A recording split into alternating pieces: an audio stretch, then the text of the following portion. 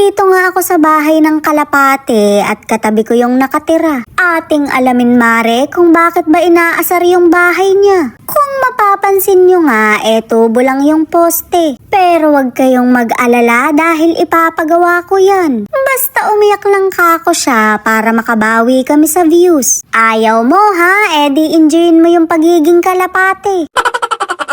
Nandito nga yung ating ang sarap-sarapan para kamustahin yung pinapagawang bakod. Kaso mare, merong kalaban. Minsan na nga lang akong maging habulin sa aso pa. Kaya naman tinakot kong naka-video siya para hindi ako kagatin. Sinasabi ko sa'yo, popost kita sa FB, sisikat kang talaga.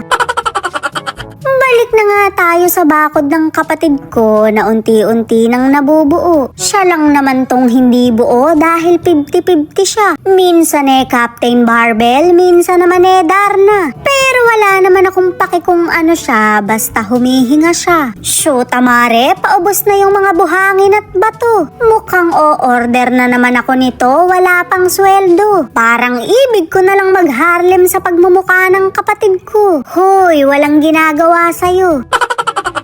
Dahil ginagawa na nga yung bakod niya, napapaisip ako sa bahay niya. May nagsabi kasi mare na mapag-iiwanan yung bahay niya. Magiging magandang araw yung bakuran pero parang kalapate naman yung bahay. Mare, parang totoo naman. Kita nyo naman kasi yung pagkakagawa dito, parang mas matibay pa yung relasyon nyo. Pero kami naman ang may kagagawa nito dahil yan lang ang kinaya ng budget. Magdadalawang taon na rin yatang nakatayo to tapos bigla pang binaha. Eri nga yung bangkang ginagamit ng kapatid ko at nakadaong pa. Hindi siya makapangisda dahil tuyo pa ang dagat. Fish pond pala mare. Pinatayo talaga tong bahay na to para sana pahingahan lang. Marami kasi silang tanim dito nung hindi pa binabaha. Hindi rin naman ako napupunta dito dahil busy ako sa trabaho. Huwag kang bagok, nagiinom ka lang. At yun na nga mare, dito na napiling tumira ng kapatid ko. First time kong mapadpad dito at natunghayan nga natin yung kalagayan niya. Shoot mare, mabubura na pala siya sa mapa, wala pa akong kaalam-alam. Kaya pala tuwing nag-aaya akong uminom dito, wag na lang daw. Wala naman daw kaming popwestuhan dahil walang flood control. Hindi ko naman in-expect na ganun pala kalala yung baha. Pero nakita nyo naman, agad-agad ko siyang tinulungan. Sayang din kasi yung lupa nila kung hindi ko patatambakan. Wala, mabubura na lang talaga sa mapa. Bumaba na nga yung kalapate, yung kalapatid ko. Kagigising pa lang kasi niya, papagabi na. Mabili daw kasi yung chicharon ngayon, kaya marami silang nirepak. Pakyo, baka naman rumampa ka lang kagabi.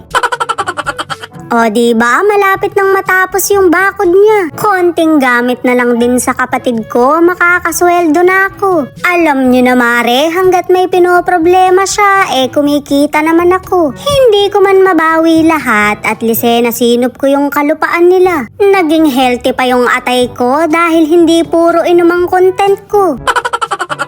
Mare, wag kayong lolo-ko-loko, nakainom ng gamot yung tatay ko. Hindi siya nirarayuma ngayon kaya nakakasipa-sipa siya. Mukhang may mga kapatid na naman akong matatadyakan kaya uuwi na rin ako. Mahirap na, baka madamay pa ako. Pero bago ang lahat, bubugukin ko muna yung kapatid ko. Isang iyak naman ka ako dyan para mapagawa na rin namin yung bahay niya. Kaso mare, wala talagang kaemo-emosyon. Paano naman lalaki yung views natin yan? Bibili pa naman tayo ng poste. What if palayasin ko na lang kaya siya kapag nagawa na yung bakod niya? Magandang idea ba yun mare o masisipa lang ako ng tatay ko? Sabi na kasing itago yung gamot, nakainom tuloy.